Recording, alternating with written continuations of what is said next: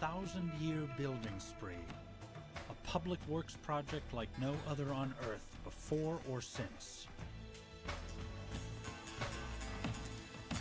The Step Pyramid would be the first of more than 100 pyramids built from 2600 BCE to 1600 BCE, each one based on Imhotep's original design.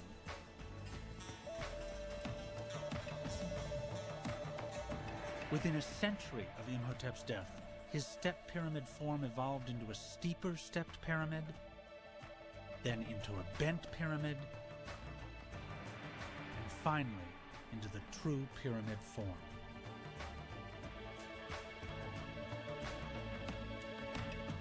Within the same 100 years, pyramids grew in size from nearly 200 feet tall and 400 feet wide to almost 500 feet tall and 800 feet wide. Although scientists have unlocked many of the secrets of how the pyramids were built, one question remains unanswered. Why did Imhotep choose the triangle to symbolize eternal life?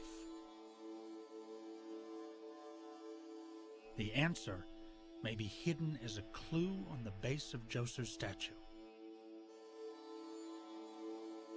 The text on the base reveals that one of Imhotep's titles was High Priest of Heliopolis.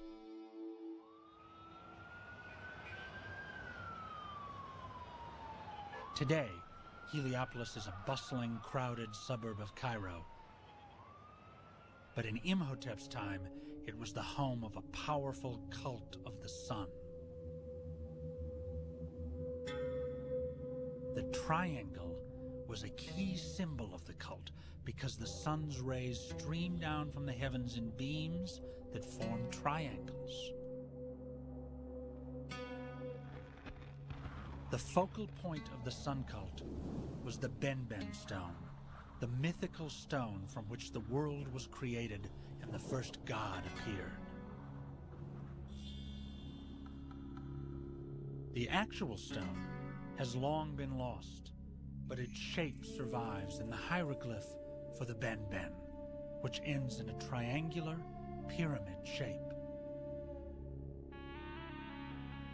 For Imhotep, High Priest of Heliopolis, the triangular shape of the sun's rays and the Benben stone, as mirrored in the step pyramid, would have been a powerful tool to guarantee life after death.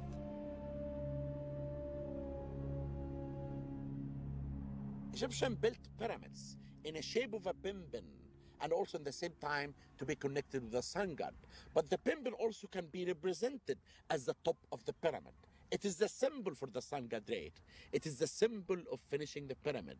It is the symbol of the king to be a god. Just a few hundred yards from the step pyramid, deep within the burial chamber of the pharaoh Yunus, is further evidence of what the pyramid meant to the ancient Egyptians. Covering the walls of the tomb are carved hieroglyphic writings called the pyramid texts. This guide to the afterlife instructs the king to climb a staircase to the heavens. There, the king would catch a ride with the sun god, Ra, to eternal life. For the ancient Egyptians, the step pyramid was literally a stairway to heaven. But Imhotep's plans for helping Pharaoh Djoser reach the afterlife were not limited to the exterior of the pyramid and the above-ground temple complex. His plans extended beneath the sands. Dr. Salima Ikram, a leading authority on ancient Egyptian burial practices, goes underground to shed light on Imhotep the mummy.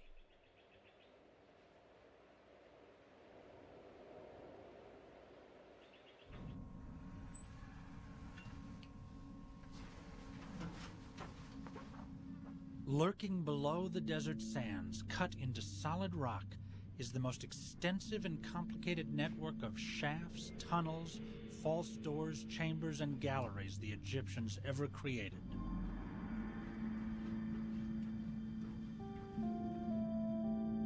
Three miles of underground corridors connect 400 subterranean rooms, filled with everything from food to art, gold, and jewels. Imhotep created an extensive maze of dead ends and false doors to lead grave robbers away from the great riches and the one object that caused the entire pyramid complex to be built, the burial chamber of the pharaoh. This is the final resting place of the pharaoh Djoser of the Third Dynasty. Here there's a shaft that goes down for 90 feet, leading to a small granite burial chamber, which was closed by a granite plug weighing 3.5 tons. Inside this chamber lay the sarcophagus, and inside the sarcophagus was a wooden coffin, which contained the mummy of the pharaoh Djoser. It's here, at the bottom of Djoser's tomb shaft, where Imhotep the architect and Imhotep the doctor converge. As the king's vizier, Imhotep would have been in charge of building the burial shaft, and as high priest, he would have supervised Djoser's mummification. It's through the perfection of mummification that Imhotep would have gained an extraordinary knowledge of the workings of the human body.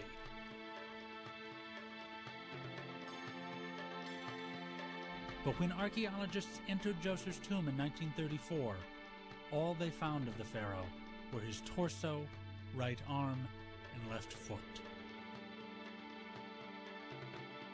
If you look at the mummy, or the bits rather that are preserved, you can see the foot is beautifully preserved. It consists of linen bandages wrapped around the foot, and these are done in such great detail that you can see the toenails and indeed all the tendons of the foot. Now, this is very typical of Third Dynasty mummification, so clearly this must be a portion of the body of the pharaoh Djoser.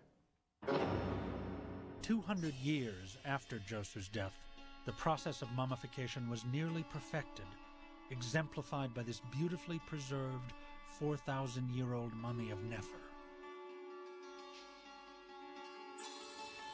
Not only is the body wrapped and the linen sculpted, but a new technique has been introduced: evisceration, the surgical removal of the body's internal organs.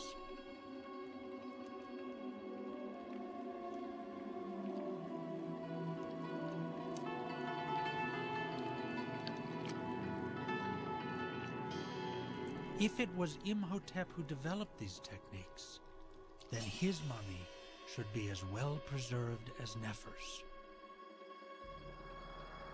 Now, if we find Imhotep, we can expect that his body will be modeled, and presumably his face and details of his physique would be painted or modeled on the bandages.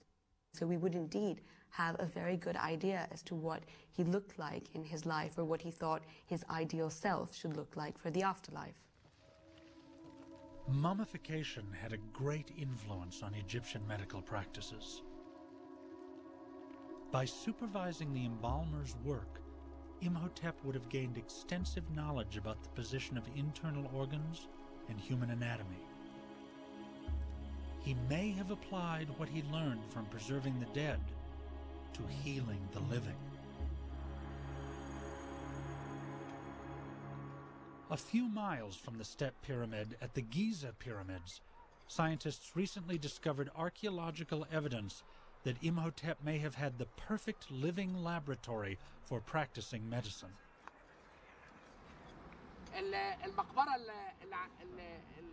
Dr. Zahi Hawass, one of Egypt's foremost archaeologists, made a spectacular find near the Great Pyramid at Giza in 1990.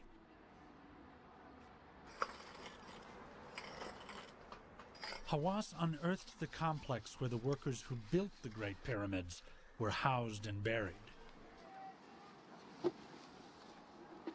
Hawass's excavation of the workers' village and cemetery is shedding new light on how the pyramids were built and changing old ideas about how the workers lived and died. From each skeleton, there is a story.